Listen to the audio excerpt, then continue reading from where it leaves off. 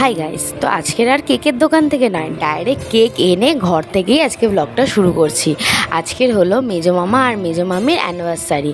তো এই দেখো, এখন আমরা অ্যাকচুয়ালি মামা আর মামি জানতোই না যে আমরা আসবো। আমরা তো জানো ছোটোখাটো আনন্দ, ছোটোখাটো জিনিস হলো সেটাকে আমরা বড় করেই সেলিব্রেশন করতে আনন্দ পাই। হ্যাঁ, ওটাই আমাদের কাছে অনেক।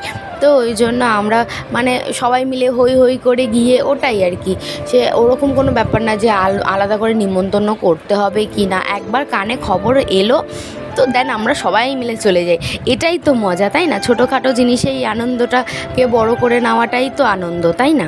তোমরা কি বলো? তো যাই হোক, আমরা এই সবাই মিলে এখন কেক কাটা হচ্ছে। এই যে পুকু, সঞ্জু, আমার বর, আর ওদিকে সবাই বসে আছে। আর এই যে আমার মেয়ে তো সব জায়গায় অ্যাজ ইউজুয়াল থাকবেই। ও তো সবার কেক কাটে।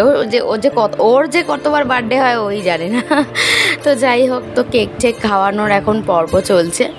তো কেক টেক কাটি এবার, মামা আর মামিকে খাইয়ে নিই, তারপরে দেন আমি আবার কেক কেটে সবাইকে আর কি ডিস্ট্রিবিউট করব।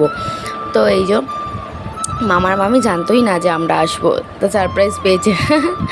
তো যাই হোক, আর আমার মেয়ে দেখো কেক নিয়ে সে কী করছে, টুকরো টুকরো টুকরো টুকরো করছে।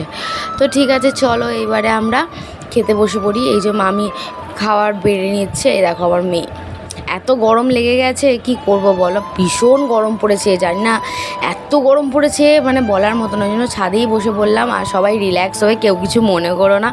হ্যাঁ, তো এখন আমরা খাচ্ছি, খেতে বসবো। তো মামি বেড়ে দিচ্ছে। এই যে আমার প্লেট চলে এসছে। তো চলো এখানেই তাহলে আজকে মিনি ব্লগটা শেষ করছি। দেখা হচ্ছে নতুন এখনো ব্লগে। তো টাটা, গুড নাইট।